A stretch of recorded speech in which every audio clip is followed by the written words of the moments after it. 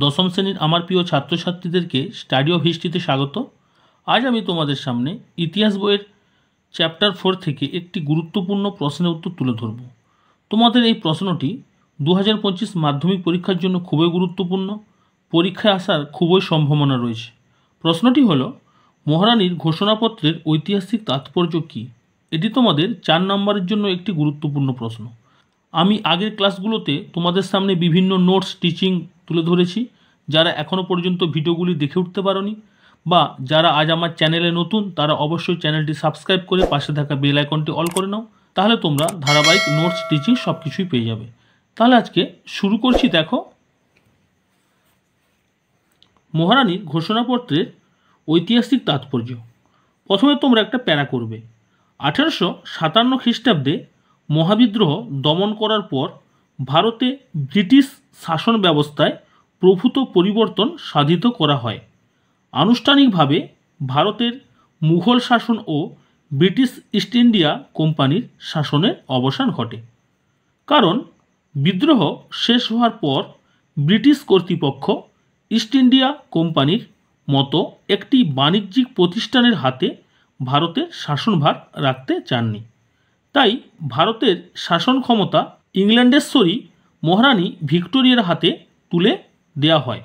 মহারানী ভিক্টোরিয়ার প্রতিনিধি স্বরূপ লর্ড ক্যানিং আনুষ্ঠানিকভাবে এলাহাবাদের রাজদরবারে 1858 খ্রিস্টাব্দের 1 নভেম্বর যে ঘোষণাটি প্রকাশ করেন তা মহারানীর ঘোষণাপত্র নামে পরিচিত। তারপরে তোমরা পয়েন্ট করবে মহারানীর ঘোষণাপত্রের মূল বক্তব্য। তোমাদের এ প্রসঙ্গে একটা কথা বলে নিই। তোমাদের মহারানী ঘোষণাপত্রের ঐতিহাসিক তাৎপর্য বললে প্রথম প্যারা লিখে শুধু তাৎপর্য লিখলে হবে না। তোমাদের মাঝখানে মহারানী ঘোষণাপত্রের মূল বক্তব্যগুলো লেখার পর তোমাকে তাৎপর্য লিখতে হবে, ঠিক আছে? তাহলে শুরু করছি। দেখো, মহারানী ভিক্টোরিয়া ঘোষণাপত্র মারফত ভারতের শাসনভার গ্রহণের কথা ঘোষণা করেন এবং ভারতীয় শাসন ব্যবস্থায় নতুন নীতি ও আদর্শের কথা ঘোষণা করে জনসাধারণকে আশ্বস্ত করেন।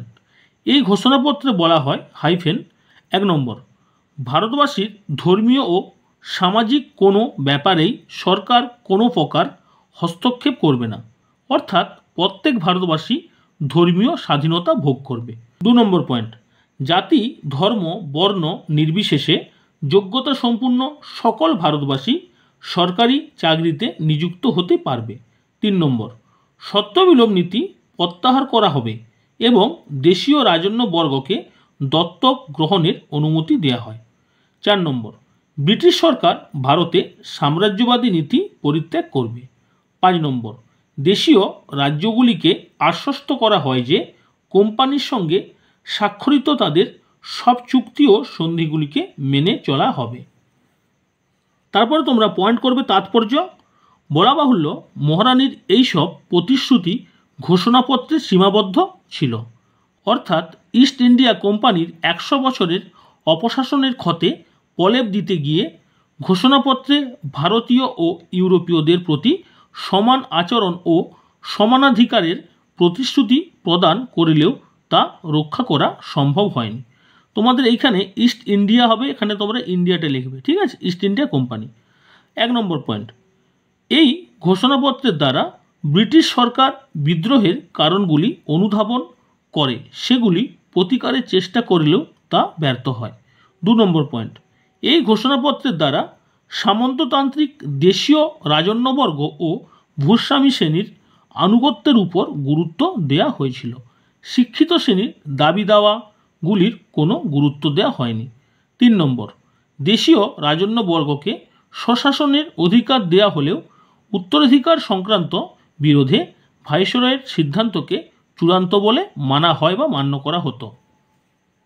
4 নম্বর পয়েন্ট, এই ঘোষণাপত্রের দ্বারা সাম্রাজ্যবাদী শাসনের মূল চরিত্রের কোনো বদল হয়নি। তারপর তোমরা শেষে একটা প্যারা করবে।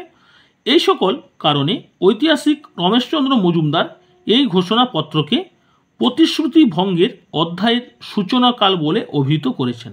এছাড়া বিপানচন্দ্র এই ঘোষণাপত্রকে রাজনৈতিক ধাপ্পা বলেছেন। ঐতিহাসিক কিদ বলেন 1858 খ্রিস্টাব্দে কোম্পানির হাত থেকে ব্রিটিশ সরকারের হাতে ভারতের শাসনভার হস্তান্তর ছিল একটি আনুষ্ঠানিক মাত্র, প্রকৃত পরিবর্তন নয়। তাহলে আজ তোমাদের কাছে এই গুরুত্বপূর্ণ প্রশ্নের উত্তরটি তুলে ধরলাম। তোমাদের যদি ভিডিওটি বা নোটটি ভালো লেগে থাকে অবশ্যই লাইক করবে, বন্ধুদের মধ্যে শেয়ার করবে এবং কমেন্টে জানাবে কেমন লাগলো। আজ এখানে রাখছি। তোমরা সবাই ভালো থেকো, সবাই সুস্থ থাকো।